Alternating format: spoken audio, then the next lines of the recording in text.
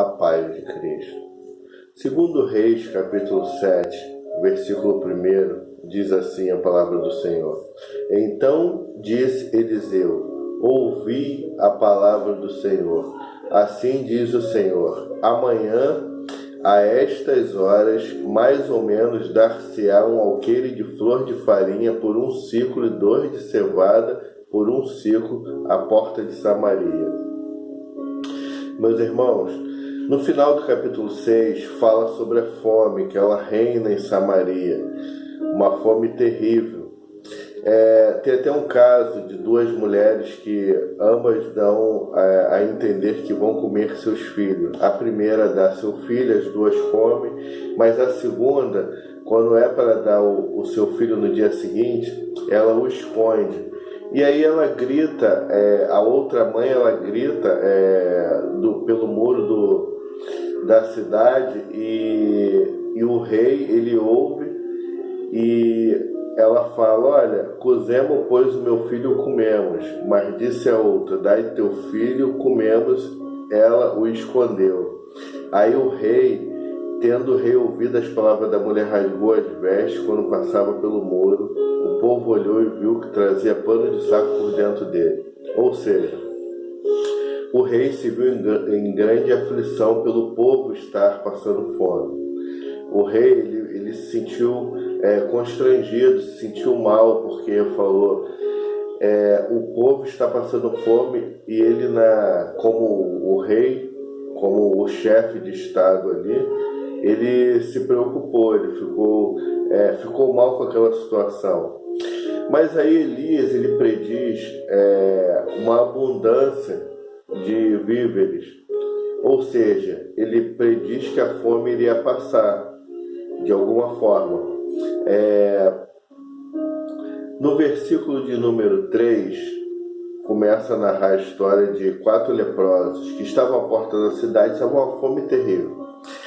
Eles pensaram: ou a gente morre de fome, ou a gente entra na cidade, mas tem um acampamento do Sírio.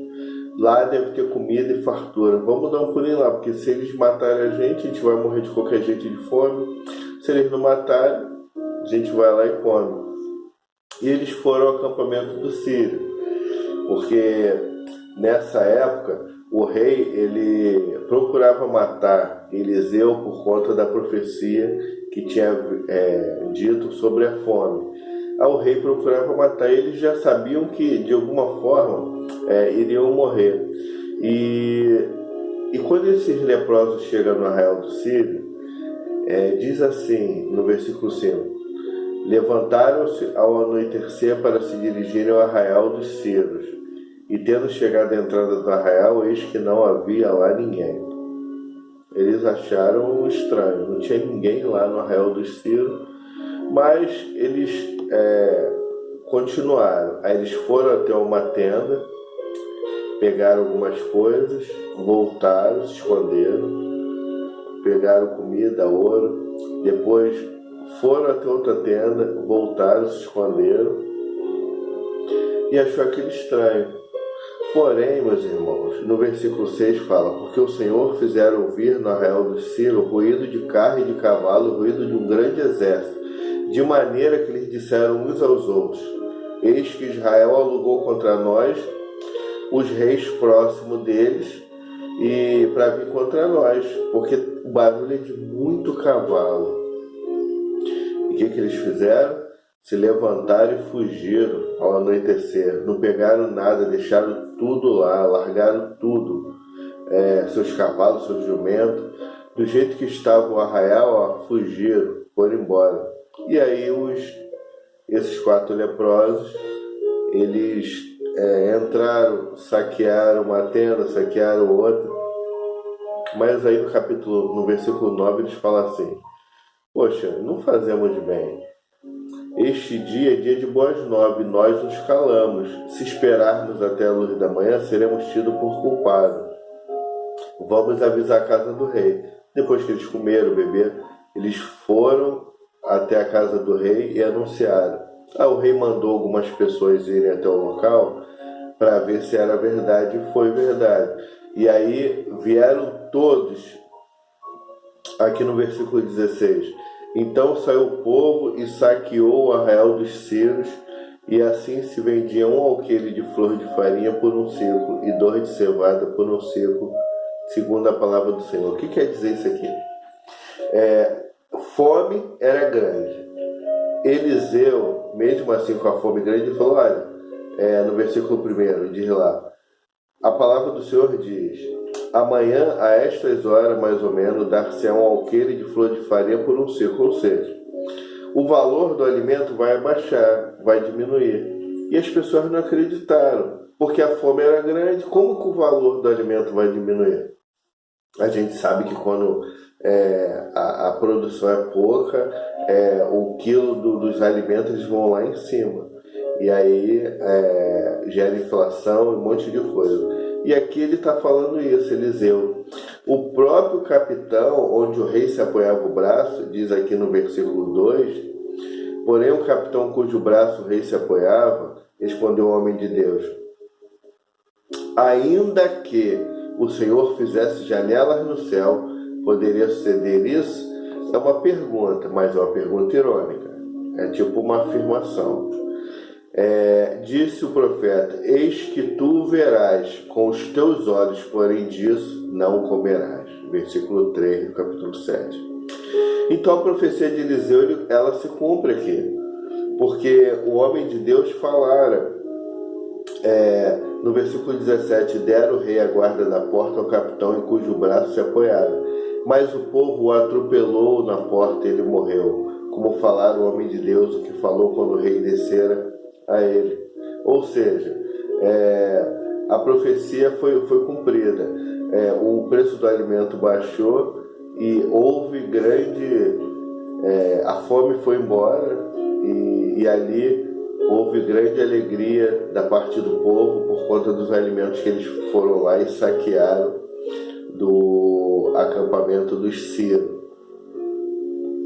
E disseram o profeta, eis que tu verás com teus olhos, porém disso não comerás. Ele viu a multidão, viu tudo, mas ele não chegou a comer nada daquilo ali que foi separado. E a sunamita, lembra daquela sunamita que ela fez um quarto para o profeta, tal, Elias? Ela era com seu esposo muito rico, tiveram um filho, tal. No capítulo 8, falou Eliseu àquela mulher cujo filho ele restaurara a vida, dizendo, levanta-te, vai cuidar da tua casa e mora onde puderes. Porque a fome é grande. Durante 7 anos vai ter fome. Então, ela saiu de sua terra e foi para a terra dos filisteus. Só que quando terminou os 7 anos, no versículo 3 fala, a mulher voltou da terra dos filisteus e saiu a clamar ao rei pela sua casa e pelas suas terras. Ela voltou da grande fome e falou, olha, agora eu quero minhas coisas. E nesse momento o rei falava a Geazi, moço do homem de Deus, dizendo, conta-me, peço-te, todas as grandes obras que Eliseu tem feito. E ele contava justamente o momento em que Eliseu, ele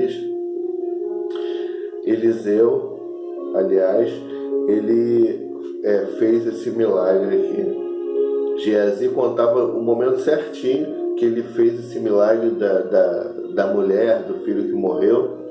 Nesse momento, no versículo de número 5, diz assim, contava ele ao rei como Eliseu restaurava a vida a um morto, quando a mulher, cujo filho ele havia restaurado a vida, clamou ao rei pela sua casa e pelas suas terras. Então disse Geazi ao rei, ó rei meu senhor, essa é a mulher e esse é o seu filho, a quem Eliseu restaurara a vida. Olha como as coisas de Deus são. E aí ele foi e interrogou o rei a mulher e ela lhe contou tudo. Então o rei falou, olha, tudo teu vai ser restituído. Até o arrendamento das terras para as pessoas lavrarem, você vai receber o valor em cima disso tudo. Ou seja, aquela mulher que fez um bem ao homem de Deus foi retribuído após ter acontecido todos esses maus sobre a terra, ela foi restituída. Como que Deus é fiel. E Eliseu e Azael em Damasco. Aqui Eliseu ele foi descer a Damasco porque Ben-Hadad II ele estava doente. E ele foi e falou, leva presente para Eliseu, pergunta a ele se eu vou viver, porque ele é o homem de Deus. Mesmo o rei, sendo rei de Damasco, ele foi lá e perguntou.